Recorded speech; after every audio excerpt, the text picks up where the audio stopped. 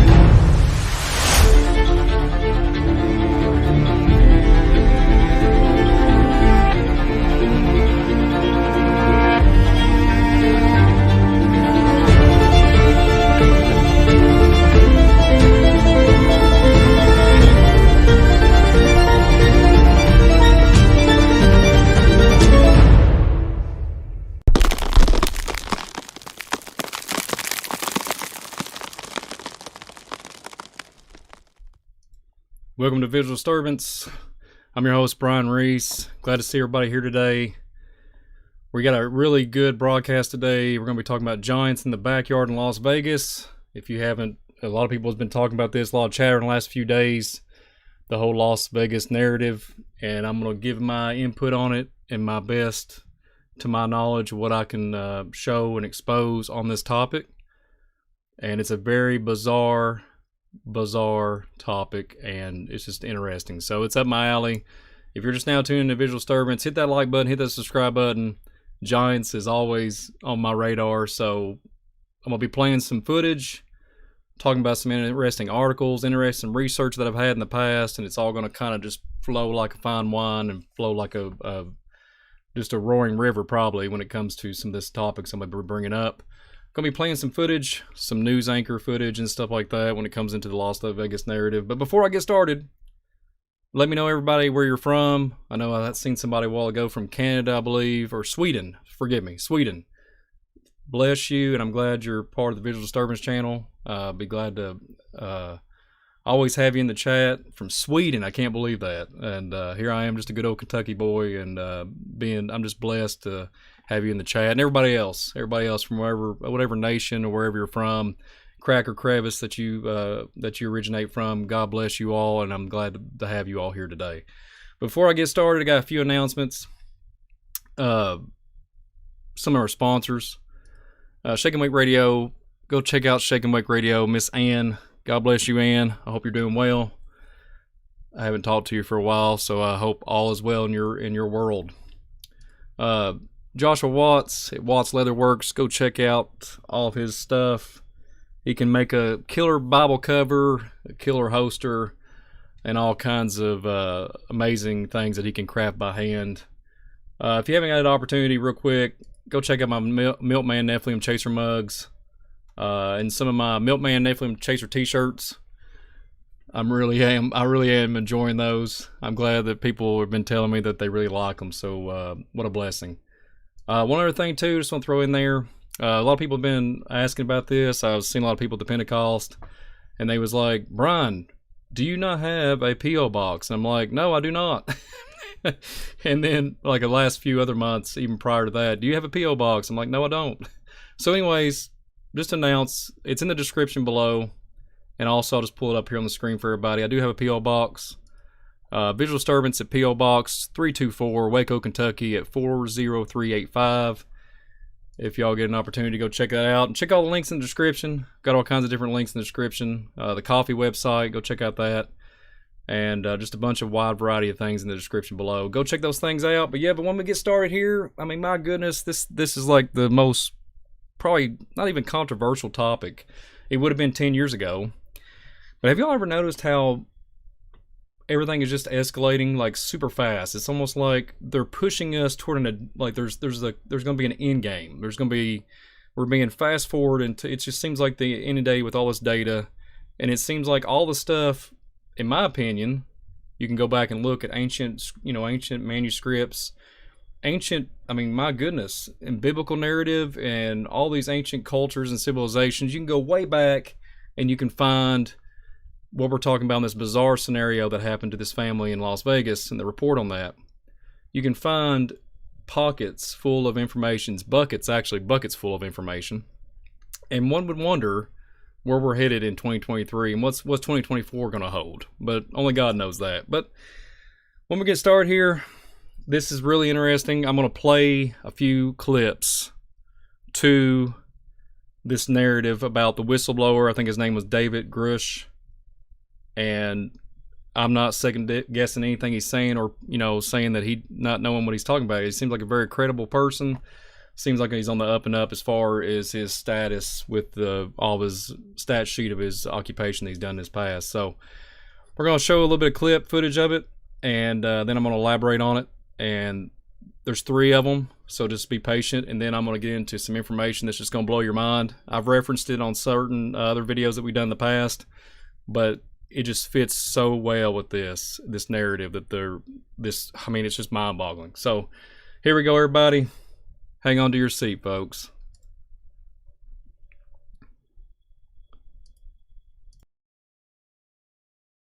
This is the footage. I'm going to play just a little bit of the David Grush, and it's going to talk about a little bit this news anchor, and then we'll get into the narrative with the bizarre story out of Las Vegas.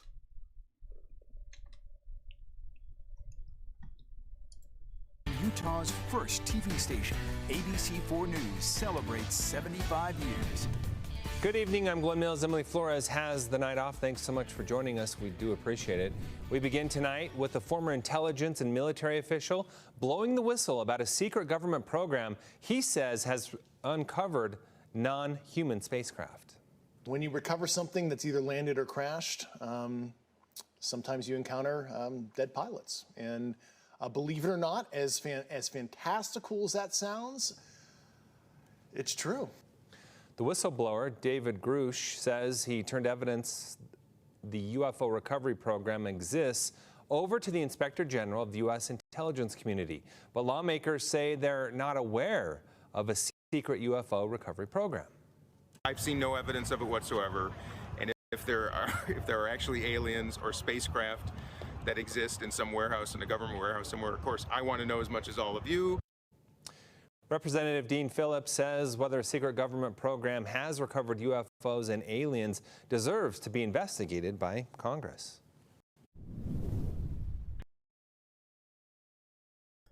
So here we are with this story that just broke there a few days back, or, I think it was last week, with this gentleman. And it's interesting that I have documentation that I'm going to be bringing up on Visual Disturbance this afternoon that literally proves what he's saying. And there's a lot of skeptics and stuff and scoffers out there. And it just boggles the mind that there's stuff that's literally 75 years old, and you can literally pull it up. If you take a deep dive, you can find this information. Well, I'm not discrediting the general individual, and I think it's interesting they had an interview, and I think I try to critically think on this narrative, like what is going on, why now? And you have all the stuff that has been fitting like a glove, and it's like a domino effect. You have the coronation, with all that mess. I don't want to get into it with the king. I hate to use that term, but anyways, I just think it's interesting how it all just is flowing, like everything from the past couple years, and now we're being inundated with unrealistic amount of information. But then I can go back and look, and I say, okay, there's all kinds of data, and especially 75 years ago or 70 plus years ago, I can find it. And it tells what these creatures are, these beings, and all this stuff. It actually tells it. So, and he was talking about crafts that's underneath the ground, and excuse me, vehicles that they supposedly have, that the military has, or somebody has. Well, I agree with it.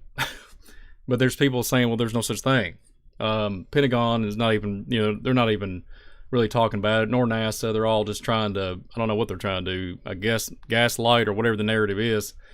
But I have documentation that tells it elsewise. It actually tells a whole different narrative. But yeah, we're living in a time of delusion, and people eat anything up just for consumption and entertainment. And sometimes I think, no, it's not. It's more a lot than some. They gather to the filth and the garbage, and they want to defragment their brain and not really critically, logically think about what's going on, the surroundings around them. This next, let me see if I can do this without getting the ad here. I'm gonna have to turn the ad off here. One moment.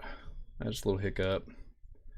But yeah, one would wonder exactly what they're going here. So this next footage is, I think it was down the street.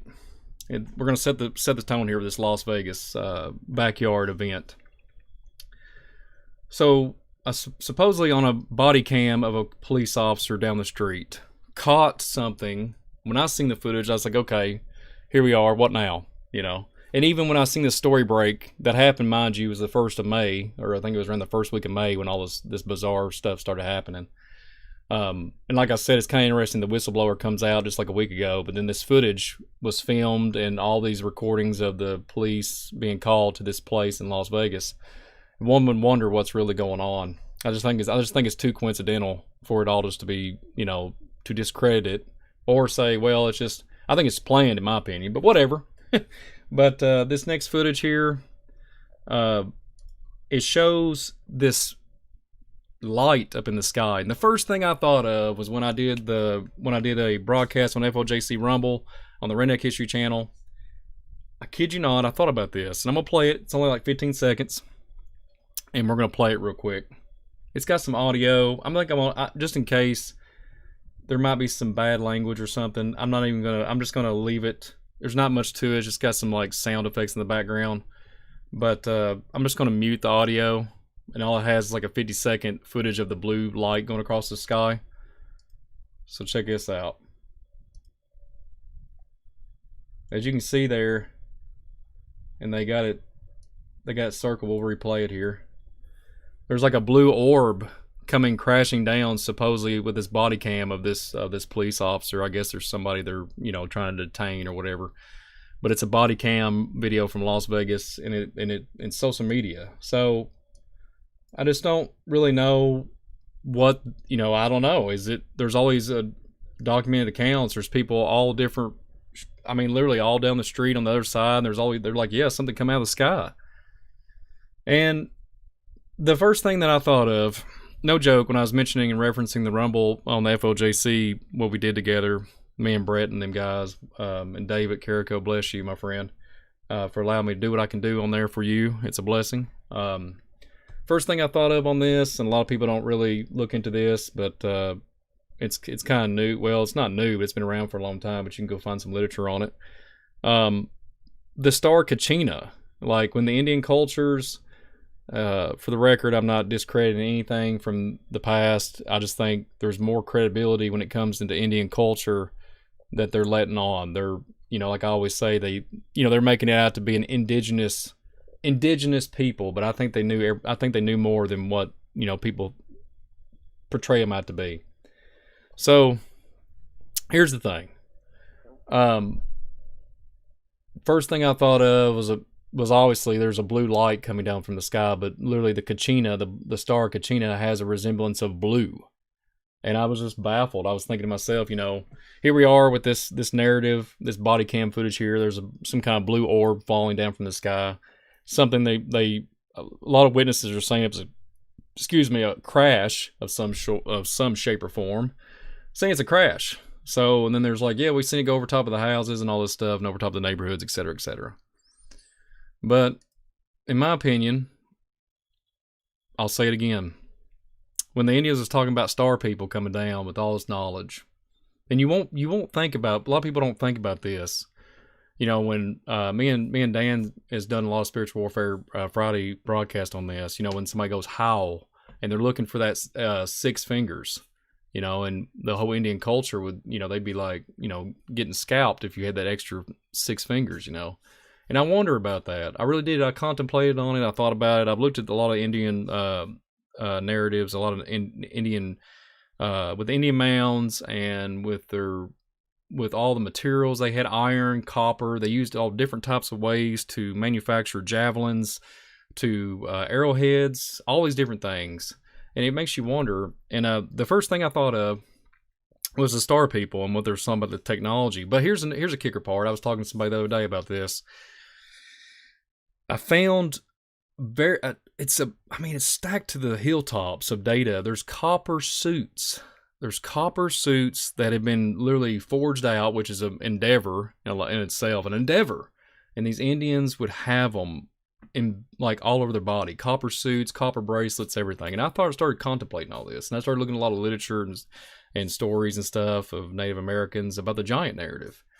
And I'm gonna get into it a little bit. I'm gonna kind of hold that thought, and then we're gonna get into the whole Las Vegas. It's about a 4 or 5 minute video, but hold on to that copper narrative with the Indians. And I think they knew something. I think they was combating and using that as some type of armor, but it wasn't to shield them from anything. It was to counteract. I think it was to counteract what they was seeing, these giant creatures, these giant beings that the adversaries that they was having to go against in the woods. I think there was something there that they was using. They was very intelligent. They knew how to combat because there's evidence of the mounds. They'd have javelins and arrowheads impaled into the bodies. And they just broke off because they was trying to get them, so they could literally, well, first of all, they was having a hard time to getting these giants down, and then they would sever the head, but they keep the head and the torso and everything together, and they just bury it in the it's a baffling thing. It's all down the whole high valley. I mean, you can't make this stuff up. But yeah, we're gonna get into the other video. This one baffles the mind also. This one is literally gonna explain the whole Las Vegas, and then I'm gonna touch base on it. I'm not gonna pause it or anything because I don't want to interrupt it, but you just can't make this stuff up. One moment, everybody, and I'll get it on here for everybody. Let's see. It just has an ad, but one moment. Okay. So yeah, we're getting ready to show this. This is the footage, and it literally says the title of it is 100% They Are Not Human. So this is the witnesses at the house and all this. I'm going to tell you my take. I'm going to tell you what I know and what I've experienced in the past too. So I hope y'all enjoy this.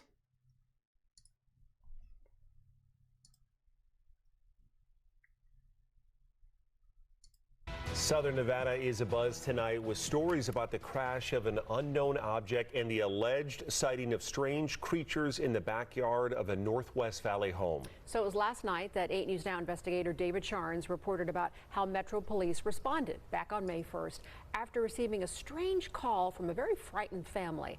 Well, our report generated a global response, and now piecing together the sequence of events has been kind of tricky, in part because the primary witnesses have been almost as elusive as the beings they say they encountered. Chief Investigator George Knapp is as perplexed as the rest of us. George. As you know, this is not our first UFO rodeo. We first heard about the incident in early May via the Metro Police grapevine. The incident has a lot in common with other bizarre cases from around the world: an alleged crash, strange beings, and bits and pieces that don't make sense. But the police took this seriously, and so do we.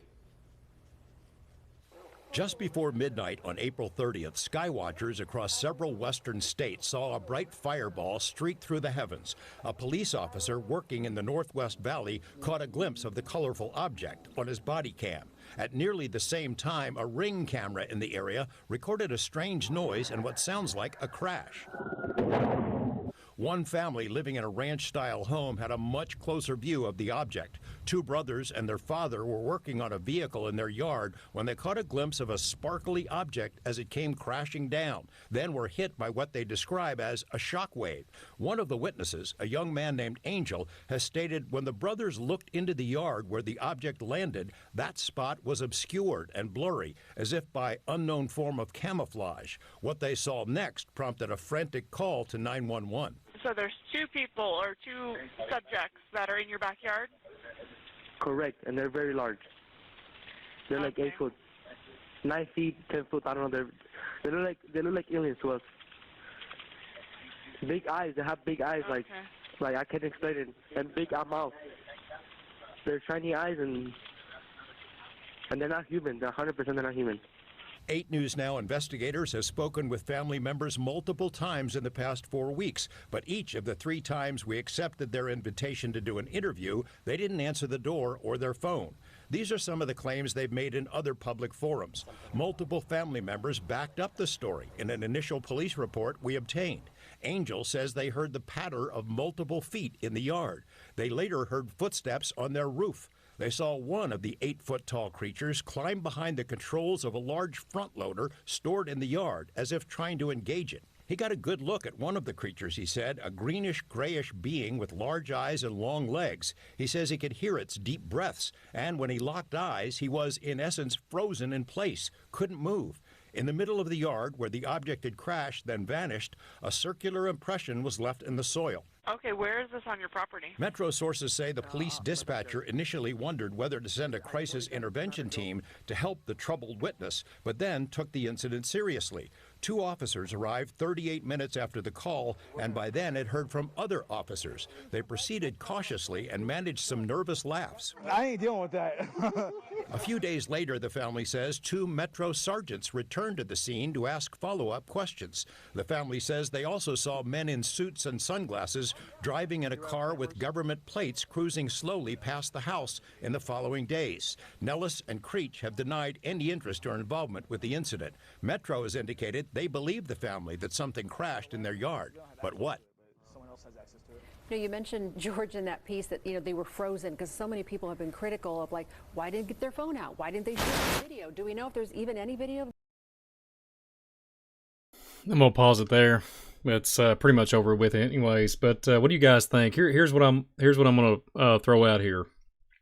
So I'll fast forward or rewind it. I'm gonna go back to a part that's very interesting to me.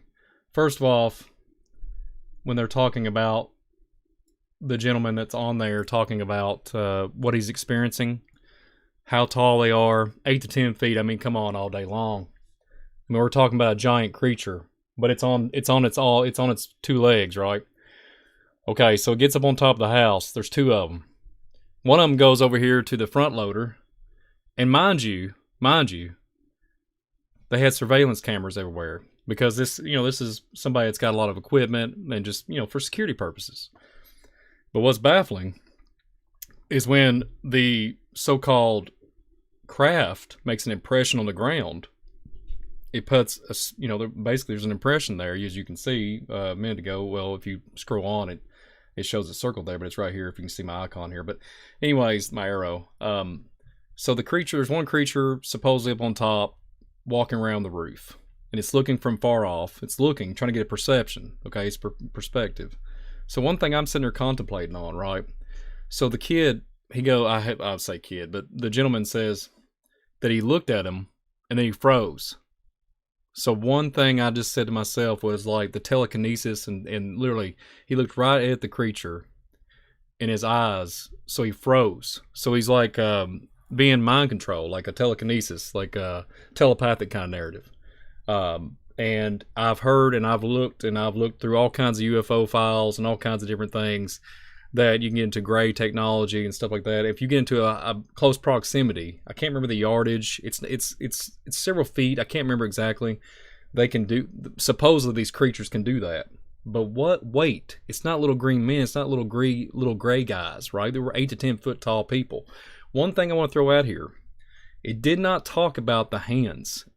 Because these people was like probably in shock. Furthermore, and then if you watch more of that clip, they talk about the kid actually says that they supposedly has some footage of these characters, right? So here's the one that cracks me up. So he's looking up on top of the roof. One of them's looking up on the top of the roof, and then the other one goes to the front loader. So the front loader, I started thinking about it. I said, okay, so let me go to the screen here. So I started thinking about the impression on the ground. So they're saying that it was like a shock wave of like so-called, whatever you want to refer to, plasma, gamma radiation, however you want to play it out here because we don't know we're human and we don't have nothing like that. We only have airplanes and we're flying kites still, okay? And so I started contemplating. I said, how in the world is it? It manifested. So there's two beings and it manifested. I was thinking, wow. So these they're up on top of this house and they're having to look. So I was like, well, if they're advanced beings, these fallen aliens or whatever, they've advanced, why would they just place, there's no like indention. It's not a comet. It's not a meteorite that come down and crash and blow everything up. There's a shock wave and it causes everybody to be disrupted, but it still keeps everything intact. And then I thought about that. And then as they go on, the person says, this next red circle here with a front loader, supposedly one of them's behind the control panel. And then it hit me. I said, they're not using that front runner. They're not using it just to say, oh yeah, let's go in here, let's see how much dirt I can move. Because they got a ship or whatever they're flying around in that can send shockwaves and do little tiny impressions on the ground and do whatever they want to. They can look at you right in the eyes and they can just make you stand still and freeze. I started thinking about this. They was on that front loader on that construction piece of equipment, and one just hit me. I was thinking they're harnessing the current on the battery, and I would say this. I wonder if anybody has gone and checked that battery on that since this whole event happened. I wonder if it's still running. It's a crazy bizarre. It's very bizarre. And welcome to Visual Disturbance. If you haven't hit that like button, hit the subscribe button. Here's Brian Reese, with his crazy theories. But why would this 8-foot, 10-foot tall being get behind there and start going around the control panel and say, let's just see with humans, let's see how much damage I can do? No. I really am thinking they was taking the electrical current from the battery source to charge, because from what they say, it pops down, the cam footage goes out, and what it's doing, it's harnessing, and literally, let's just think about this, it's sucking the energy as much as it can to get that, because for some miraculous reason, they're sitting there in this nice little area. Look, there's a pool over there on the right, this other residence, there's all this, it's asphalt everywhere, there's not really no grass, right? There's dirt. There's not really much grass here, real estate for a nice lawn. They chose this area to land, and then they was thinking about there's RVs all around this lot. And I'm thinking to myself, they need energy, some kind of electrical current. And then I started thinking. All of a sudden, they said they just vanished. Cameras come back on, they vanished. Well, if they seen it come in and miraculously just sat there with a shockwave, why did it not pulse back up and fly away? So I have a theory. So hold that thought. Hold the thought on the Indian copper suit. Hold the thought on the shockwave of the bursting system, the propulsion system of the so-called craft. Hold those two thoughts. And then here's another one. Mind blown here. They have these black ops rolling around and driving around, surveilling the area. You heard that on the report. There's men walking around. We got the men in black rolling around. And nobody will admit this, but you can go back and look. The men in black have been reported on from like the 1800s. Probably, I think, prior to that. I think in mid-1800s. I think it goes farther back than that. And everything I've ever come across, they're androids. I know it's going to sound really bizarre here on the Visual Disturbance channel. There's so many accounts. So there's wires coming out of these guys' legs. All kinds of different information out there. Testimonies, little children saying, hey, there's a wire coming out of the leg. Bizarro world, okay? So if all this is being terrorized and there's no information coming out and it's just all just a whatever, and then the family doesn't want to comment anymore, well, no duh do they? I mean, I hate to use that language. No joke. Why would you want to be involved? And you've already been traumatized enough, and they're probably just now hitting in with the shock treat. They're probably shocked. Literally, shockwave, hello. And God bless them, they could literally be post-traumatic stress disorder for whatever they had going on. And here's the one that's baffled me. I want everybody to know this. This is what I want y'all to think about it for a minute. If they wasn't there to attack anybody, if they wasn't there for magical make-believe world. Like, oh yeah, let's just come out here and do a little sightseeing. Well, for first of all, we're just, I mean, my goodness, if they stared at the people and they allowed them to video them, I don't know. They're supposed that footage is supposed to be coming out in the future. All this stuff's supposed to be coming out, whatever. Hopefully it will. It probably won't even make the front page. You're probably gonna make it probably just destroy it. Probably the camera's already been wiped. But one would wonder if the men in black are rolling around in black trucks, driving around, surveilling, and then it hit me. I said, man, I know exactly what this is. And y'all have heard me talk about this on the Visual Disturbance channel. A lot of people think I'm crazy. A lot of people think I'm out there. But speaking of giants, they're monitoring that. That's my opinion. I think they're monitoring the area because guess what? What if, hypothetically, this is just from my opinion, what if that impression and when they've just vanished out of thin air, what if they're still there and you just can't see them? Or you could walk right through them and you can't, there's nothing there. It just won't pop up. Like you would just think, well, I'm here. I don't see anything. I must be in complete shock. I can see the impression on the ground, but I don't see nothing else. These two guys, these two large creatures in the ship just vanished out of thin air. What if they're still there? And it's cloaked. It's cloaked. How about that? And they had enough energy to get off that battery system, that battery unit, and everything else that they hacked into. Because let's just face the facts. All the technology that we have has been re-engineered. Let's just face the facts. Okay, it's been astronomically going through the roof here in the last 10 years. I mean, come on. And all this stuff, they admit it on all the documents, which I'm going to show you one here in a minute. So what if it's cloaked, everybody? What if this darn thing is cloaked and they're still wandering around? So you're thinking, what do you mean? How's it just because you see too many videos, seeing too many movies and sci-fi movies. We're like, oh, so defragmented in this realm. We're like, we're watching Independence Day, all these movies, and like, oh yeah, they can't use their ship without their. So these characters were described by this individual that they was tall, different type of skin, greenish gray.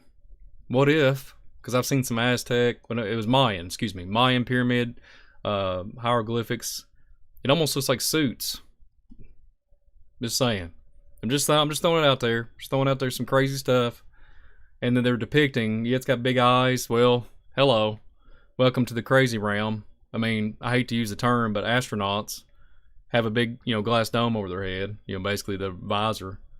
If you was to wear that in the middle of the Amazon jungle, what do you think they're going to depict? You think they're just going to be like, well, they're going to say there's a man with this big old head, looks like a, I don't know, literally like a, who knows, probably a fish eye or something like that. They'll say it just has one big eye on it. It's whatever they see. And that's kind of what I was getting at earlier with the prophecy of the Hopi prophecy of the star Kachina, the blue light and all this stuff. Suppose this is a blue light. The star people come down all the time and give them technology. Where do you think we are today? Where do you think we are today?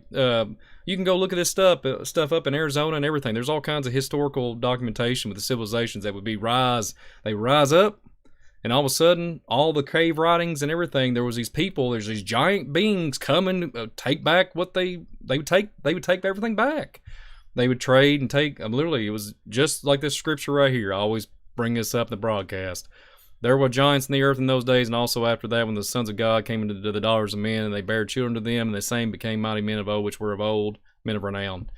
I think you can go look at a lot of manuscripts, a lot of old ancient writings that talks about the men and the children. The men would, for technology, the women and the children would go, and these things would trade.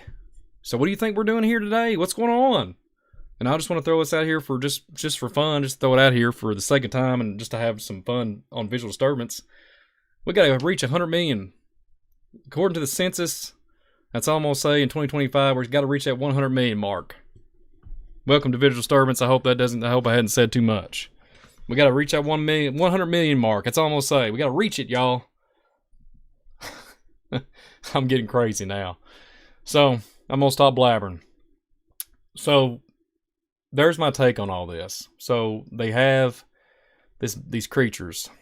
And, they're saying they're non-human. But they're categorizing them as like a being, like a creature. And it's on two legs.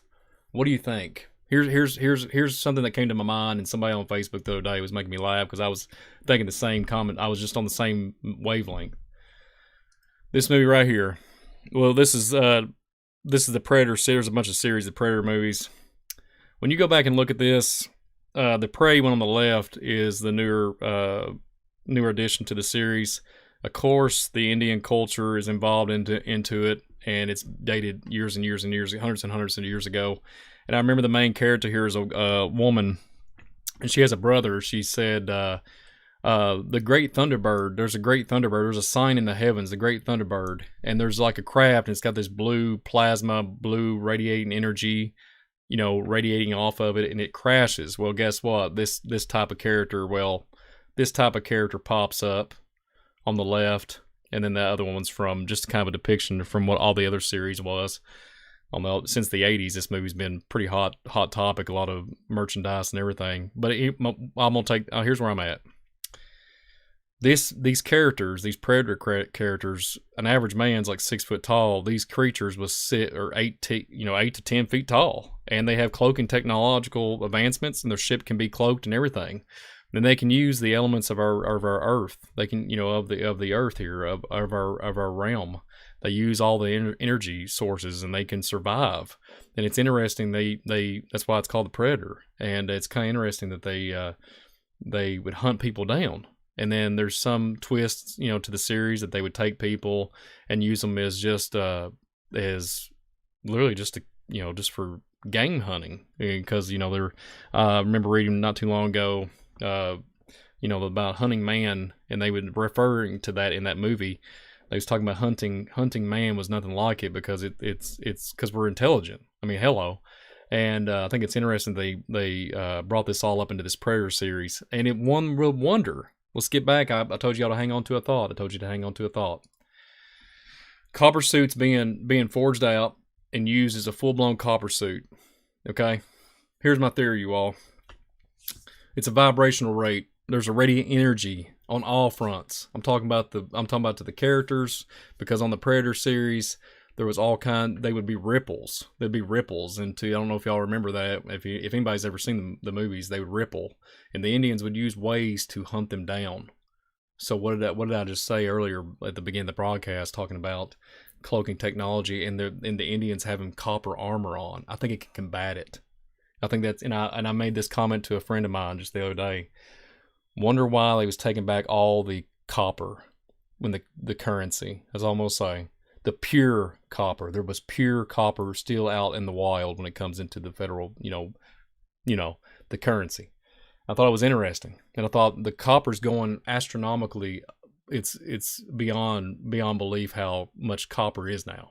And I started contemplating it. I said, "What are you doing? What is everybody doing?" And one would wonder, how in the world would an Indian? Because there's no way anybody with because I have Indian bloodline in me, but the thing is, there's no way I would know how to forge out a copper suit. There's no way. There's no way.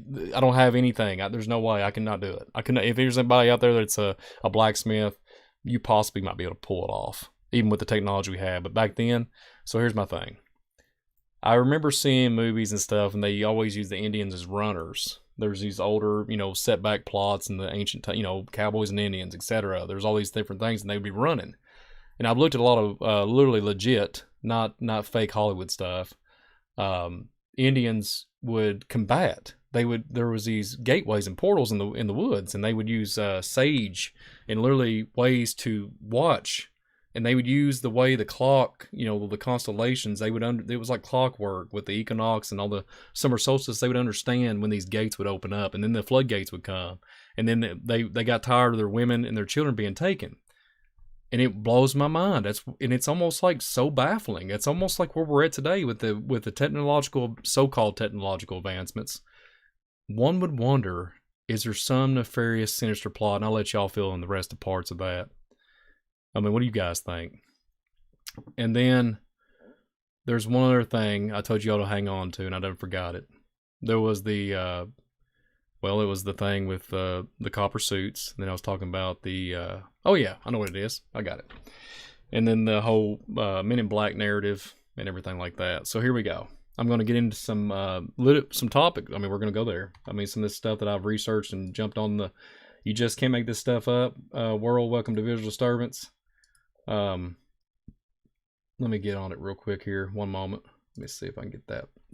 Okay. So here we are. We have this narrative, right? That this blue light shockwave ship just pulses out of nowhere. It causes people to be incoherent and they freeze. And then there's all kinds of anomalies. The computer systems, everything's going berserk and all this. I hate to use that word, but everything's going offline. Okay, the security systems are all shut off. But I just can't. This one blows my mind. I showed this before. Let's see if it'll pop up. Here we go. So this is a 3-letter agency document. I've talked about on Visual Disturbance. I've talked about on other channels, and that I've done with other hosts and co-hosts and etc. So this is a old document from 1947, July the 8th, in San Diego, California. Okay, I'm literally going to tell you this is just how I see this stuff. I can't help it. Okay, for the sake of time, there's like 70 pages for this, but I'm just going to read this one document. This is page 22 or 21. Forgive me. This is page 21. If you get this document, the memorandum is respectfully addressed to certain scientists of distinction, to important aeronautical and military authorities, to number the public officials, and a few publications. The writer has little expectation that any of the import will accomplish by this gesture. The more fact that the data herein were obtained by so-called supernormal means is probably significant to ensure its discredit by nearly all the persons addressed. Nevertheless, it seems to a public duty to make it available. The present writer has several university degrees and was formerly a universal department head. And this is a very serious situation may develop at any time with regard to the flying saucers. Here we go, everybody.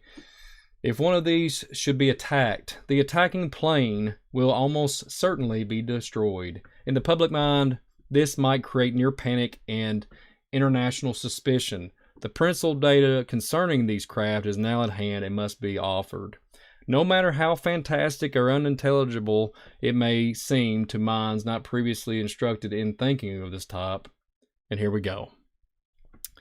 The whistleblower, the David Grush gentleman talking about the crafts. Let me tell you all a story. They know darn well. I'm not talking about this whistleblower. There's a bunch of other people that know higher up. Cosmic clearance generals, they know darn well.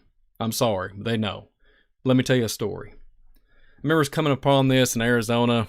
There's talking about there's crafts that's in a military facility. I keep hearing hundreds to maybe thousands of them. They're just sitting there. Okay, so let me get back to what I was saying a minute ago. We give something to receive something. The Book of Enoch talks about angels teaching man certain things, well, a bunch of things actually, but we had to give something to them. Think about it. We had to give something up to gain something. Man, I'm just going there, you all. I can't help it. Number one, part of the disc carry crews. Others are under remote control. Okay, that alone, because they're literally talking about what they have in 1947, mind you. Their mission is peaceful. The visitors contemplate settling on this plane. It's talking about plane of existence. Number 3, these visitors are human-like, but much larger in size. Hello. Is the gentleman that spoke to the operator in Las Vegas, they're not crazy. They was just literally whatever was rendering in their brain, they was speaking it. Okay? So this number 3 on here, these visitors are human-like but much larger in size. It doesn't give you a very distinctive description, but much larger in size. So are we talking about the same characters that show up in Las Vegas? Come on now. Welcome to the Twilight Zone, everybody. Number 4, they are not incarnate earth people, but come from their own world. They do not come from a planet, as we use this word, but from an orthoic planet, which interprets with our own and is not perceivable to us. The bodies of the visitors and the craft also automatically materialize on entering the vibrating. Excuse me. Welcome to Visual Disturbance. It's small writing. Vibrator rate of the dense matter. Okay, so vibrating rate of dense matter. Okay, so here we go. We have what I was talking about earlier. There's something going on with the vibrating rate, because it manifested, these crafts manifested, these beings manifested, and I was making a point that they needed energy to basically cloak again. And I'm just throwing this out here. So they had to make an emergency landing, and let's just face the facts. Could it be that possibly that it was a probe? This is a probe. They're out there looking around, and then something must have, went wrong. But one would think if these things are all knowing and all, I hate to use that term, so advanced in technological advancement, why do you have to use primitive means, which they would be primitive? And I just think I think that's interesting to me. So the vibrational rate of dense matter, they can come and go. Okay, let's just face the facts.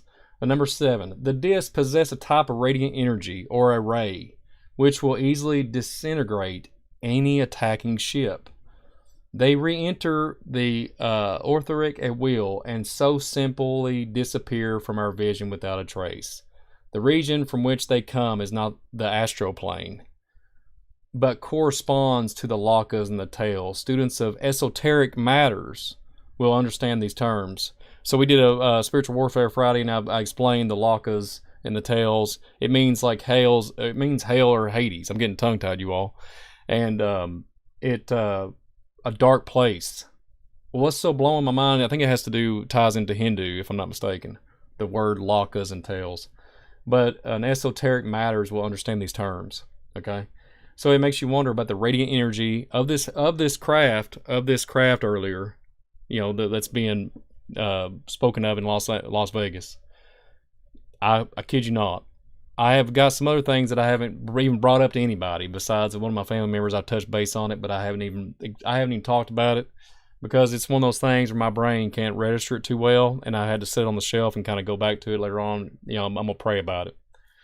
But when these things can disintegrate any attacking ship, or basically they froze the gentleman that was talking the 911 call, basically froze that individual.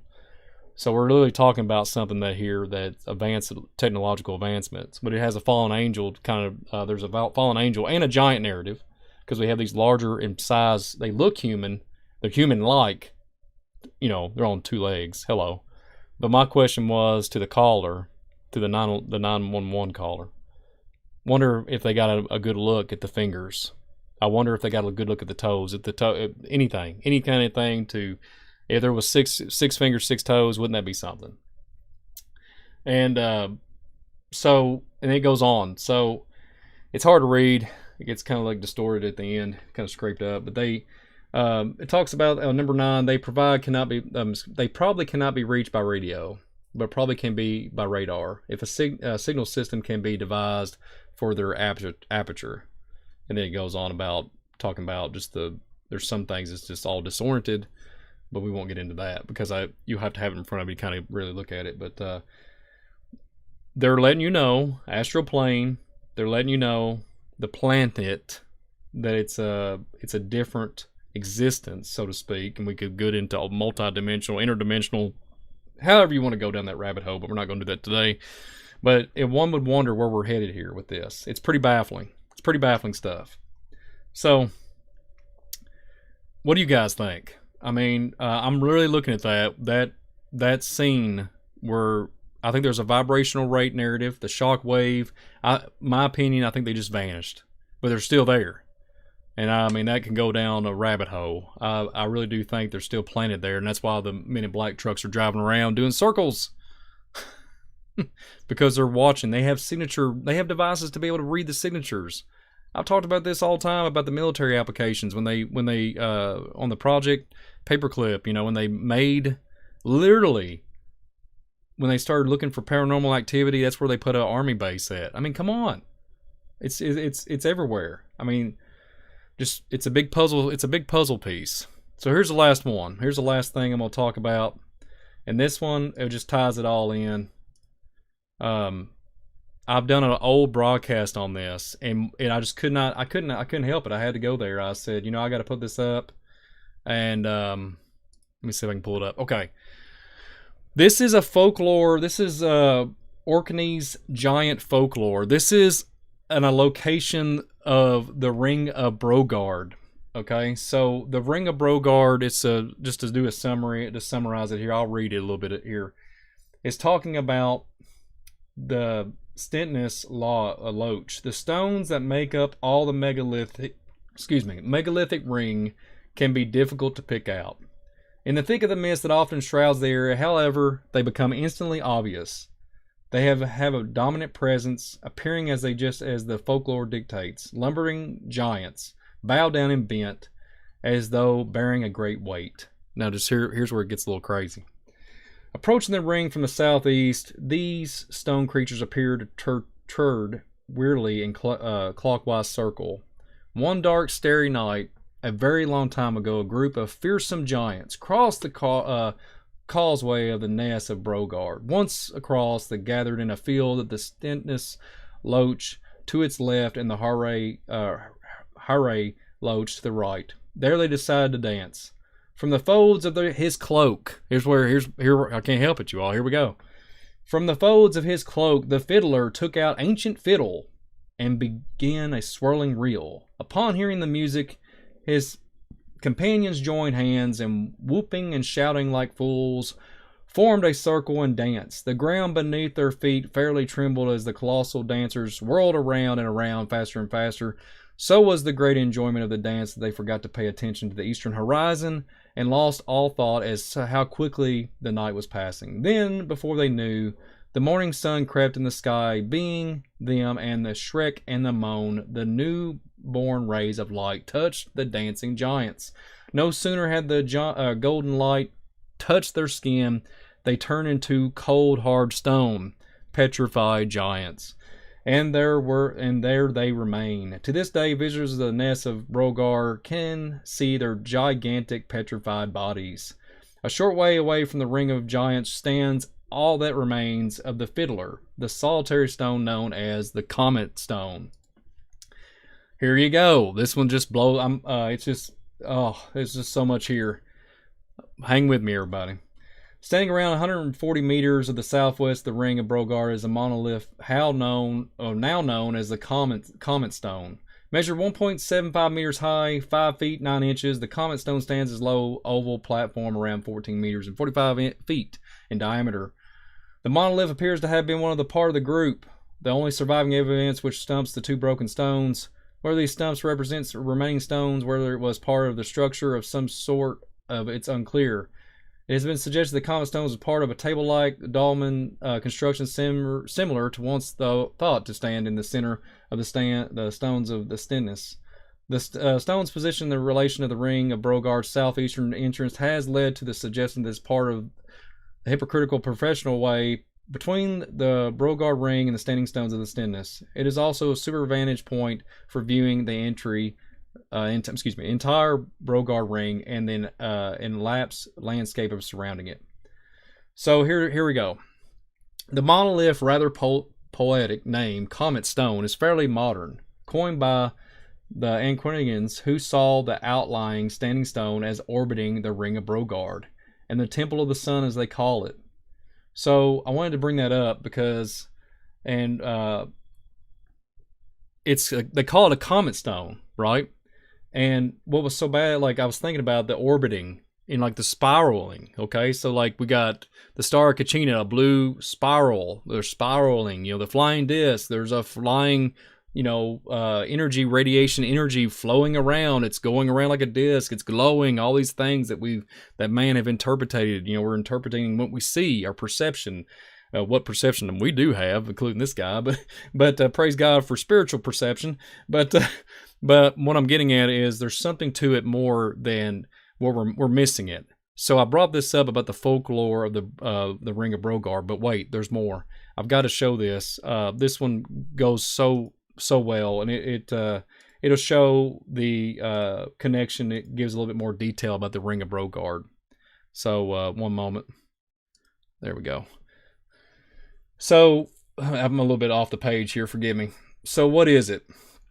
This is a document talking about the Ring of Brogard. Here it is at the top. It's a Britain Express. It's a Ring of Brogard. It gives you the whole description of the whole narrative of when it was built, how it was built, and the comet stone that I just elaborated on.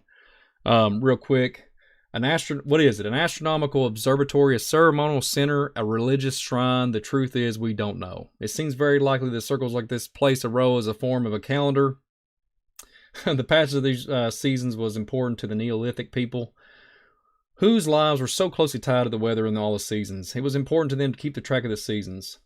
It is the most basic. This meant knowing when the winter had passed its worst and promised the spring grow was ahead, by aligning the stones with specific stars. Hello. Or the sun at various times of the years. They could keep track of the passage time. The circles may well have played a religious role. Indeed, hard to imagine that they did not. But what the role might have been, we can only guess. One unusual aspect of Brogard is the most circular in plan. This may seem odd to statement in the stone circle, but the truth is that most stone circles are not circular all, but oval or flattened on one side. Brogard, by comparison, is close to the circle as you are likely to get. The stones vary in height between 7 feet and 15 feet. Remember the folklore of petrified giants. Hello.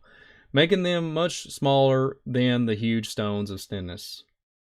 A local legend tells that the stones are a party of dancing giants who were turned into stone by the first rays of sunlight. The comet stone is said to be a giant who fiddled for his fellows until he, too, was petrified by the sun's rays. Look at this. Y'all see this on the screen? This is the Ring of Brogard. Some of the stones are missing. There's a mound here. I've looked at it, and I found a bunch of information on it. There was actually literally giant creatures or giant people come out of it. But they won't tell you that.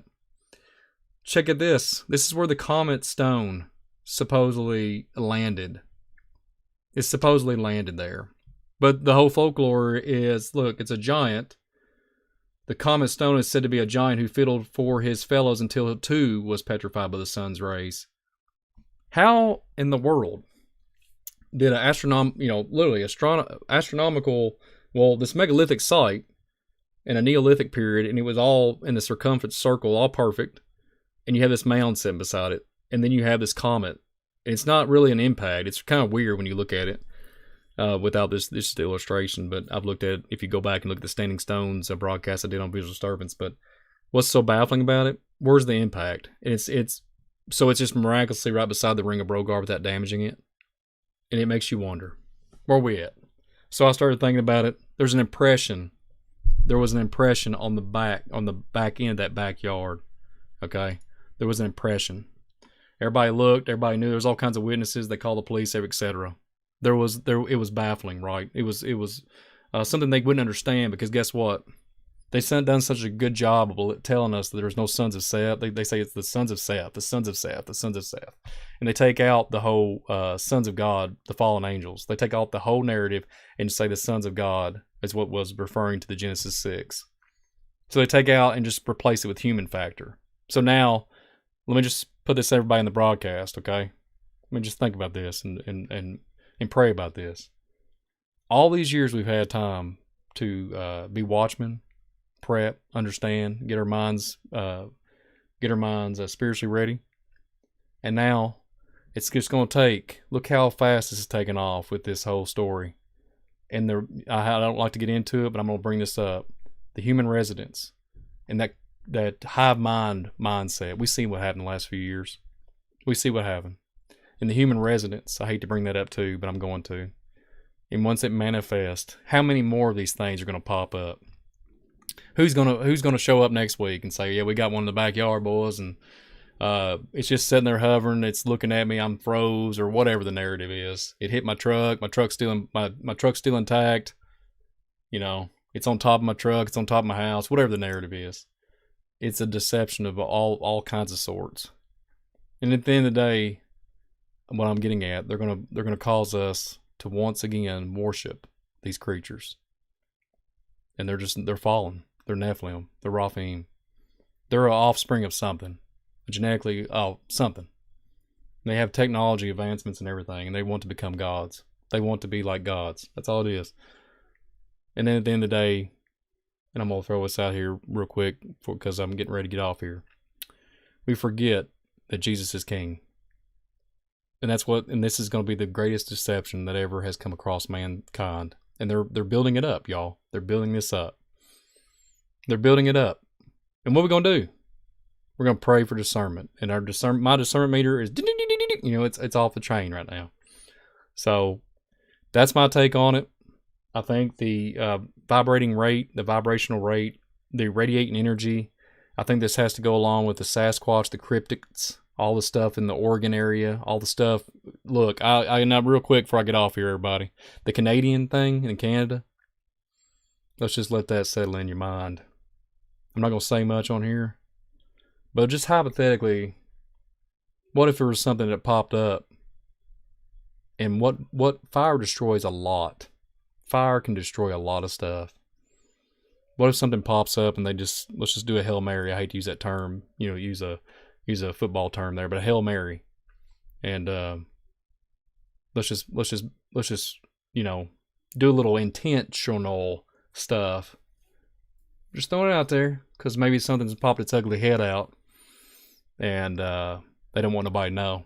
Just throwing something out there, a little bit of extra material there for on the Visual Disturbance channel. But I hope you all enjoyed the broadcast. God bless you all. I'm going to get off here. Thank you all. Real quick before I'm going to give a shout out to everybody in the chat. I hope it all makes sense. Guard your heart. Be in prayer continuously because this stuff is getting deceptive. Very big deception. And I'm going to tell you real quick. Copper, I think copper disrupts it. I know it sounds bizarre, but I think copper disrupts something to do with them. And I think the Indians knew it, and that's why they was able to get the giants down and was able to do what they did and take back the land. So I really do think that. And I'm going to be in prayer. But anyway, shout out to everybody. Jamie Christopher, glad to see you. Lariva, good seeing you. I hope everybody's enjoyed the broadcast. Emily Rose, God bless you. Sherry Walters, Sugar Girl, all kinds of people. Jane Stevens. I seen somebody a while ago. Miss Ray, thank you for moderating, Ray. Rockin' Roses, bless you. Yeah, God bless all you all. But yeah, it's a very unique time to be alive. Bizarro world. But yeah, Bobby Hale, bless you. I'm just scrolling through who I see. Forgive me if I don't name everybody. There's quite a few people in the chat. Thank you all for being here and attending tonight on this afternoon. But anyways, shout out to all you all. Bless you and thank you for your time like always. Hit all the descriptions up in the bottom of the description. Hit all the links. Just go check out everything I got going on. Bless you all. And then check out the Spiritual Warfare Friday night on the Dan Bedoni Show. Go check that out. We'll be doing that at 9 p.m. Eastern Time tonight. It's going to be an interesting topic. And I'm just thankful to be here. And but yeah, bless you all. Keep your mind sharp. Keep it in the Word of God. And keep y'all's heads up. And I'm out of here. Visual Disturbance. Brian Reese. Thank you all for being here. And hit that like button, hit that subscribe button. And Giants in the backyard, y'all, in Las Vegas. One of these days we're going to be singing I got a nephilim song. Watch out now. I got a nephilim song I'm writing. So, but one day I might be singing. There literally might be some giants in the backyard. But y'all be blessed. Y'all take care and have a good weekend and a good Sabbath. Shalom.